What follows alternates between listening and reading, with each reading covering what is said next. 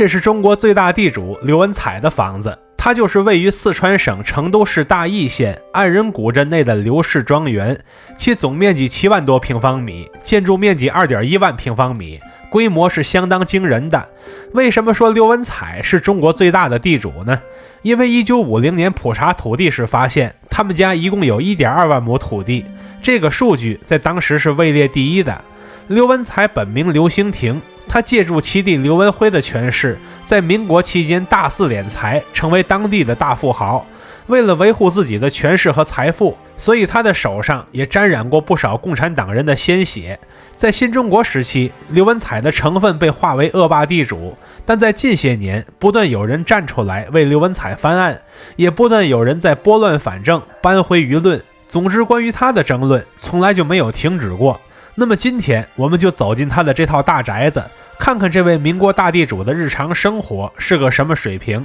大家好，我是徐工，记得点赞收藏加关注，下次旅行不迷路。我是2025年1月从成都租车自驾过去的，然后步行到刘氏庄园的入口，进门前记得先看看导览图。其中刘文彩公馆面积是最大的，全价联票是70元一位。它这个建筑的外壳很明显是中西结合的，其中所采用的元素有很多是传统的中式元素，但轮廓很像是西式教堂的牌坊，恰好对应民国时期各种元素交融碰撞的时代。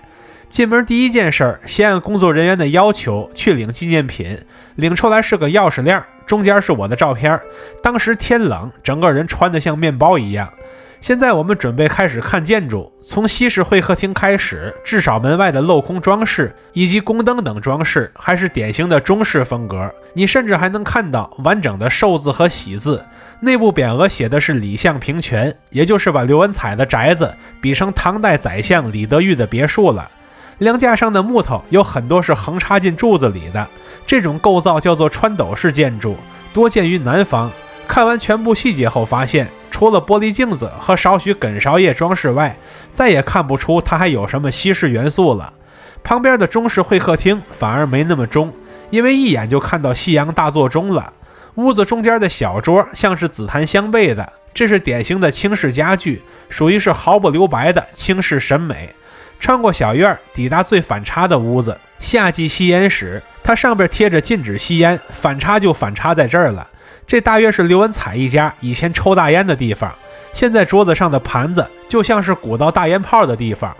我们能在内院区域看到一处天官赐福屏风，屏风的后边就是刘文彩家的祖堂，祖堂就是祭祀先祖的地方，后面中间挂的是神位牌，仔细看能看到上边有99个暗色寿字。祖堂的左手边就是杨仲华住房，这位是刘文彩的田房太太。刘文彩之后的4子3女都是这位太太的儿女，既然是太太，那房间肯定差不了，包括这床上边都有不少的金色镂空装饰，观感很华贵。杨仲华住房的旁边是小姐房，这个屋子其实也挺奢华的，但是配色并不鲜艳张扬，而是那种偏素净的配色。而且这屋一共就1张床，不知道住的是3个女儿中的哪一个。祖堂的右手边就是刘文彩本人的住房，他的床是一个典型的拔步床，规模堪比一间小房子。我们能在这个床上看到大量的包金镂空装饰，可以说是精美无比。那么刘文彩本人的奢华生活水平也可见一斑了。刘文彩住房旁边就是冬季吸烟室，这个距离他自己房间很近，抽起来倒是挺方便的。刘文彩第3子刘元富的房看起来也很高级，其中的会客厅很宽敞，侧面小一些的屋子是卧室，这只是相对的小，实际上也是很宽敞的了。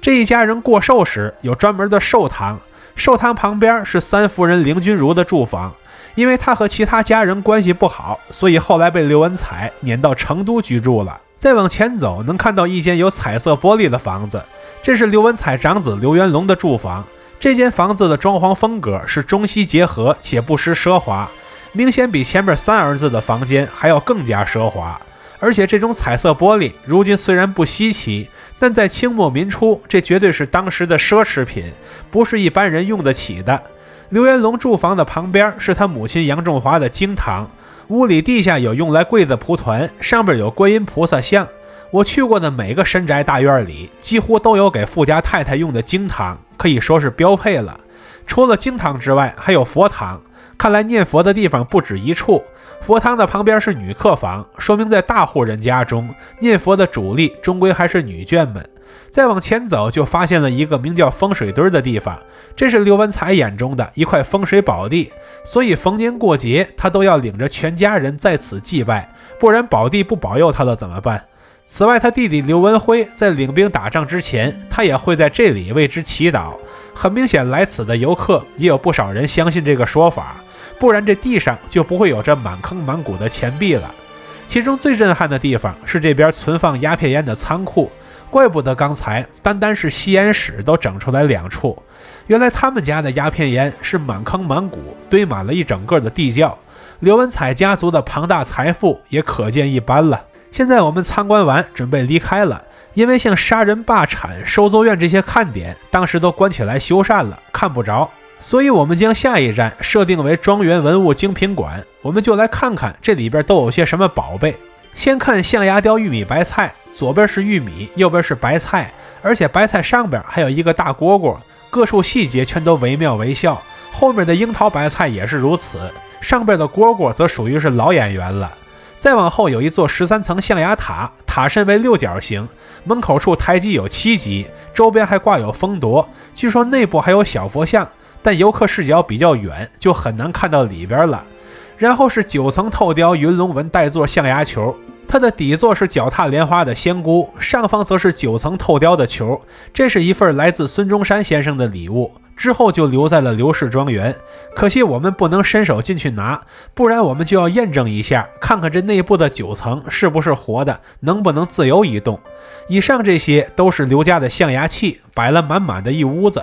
至于下个展厅就更让人大开眼界了，其中一套看似不起眼的粉色瓷器都是从英国进口的，后一套兴亭监制的瓷器都是从景德镇订购的。刚才咱们也说过，兴亭就是刘文彩的原名。至于后面的银器反而没那么稀奇了，甚至连我们这样的穷人家老辈子也都有银器，金的买不起，银的总能买得起。后一套装饰了青梅花纹的瓷壶是从日本进口的，倒酒时会有额外音效。最后临走的时候看到了一辆美国福特牌轿车，这是上世纪40年代的产物，但我查遍了很多资料，也没查到刘家与他的直接关系。或许这对于刘文彩来说就是一件撑门面的东西，实际的使用频率也没那么高，毕竟当时也没那么多的汽车道，所以它在旧时代不一定真的好使。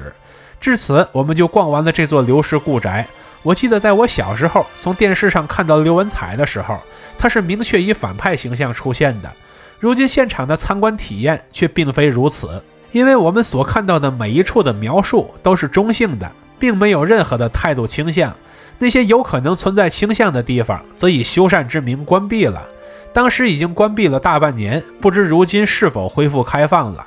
我们所见所闻的史观在这些年里已经在潜移默化中有了太多的变化。站在后人的角度看，刘文彩对当地做过贡献是真，但他的手上必然也沾了很多人的鲜血，因为纯靠正道根本就无法聚敛起泼天的富贵。什么时候人们能辩证统一地看待这同一件事物的两面，我们才能初步窥见历史本该拥有的公正性。看到这里的朋友，欢迎点赞、收藏、加关注，和徐工一起读城，一起旅行。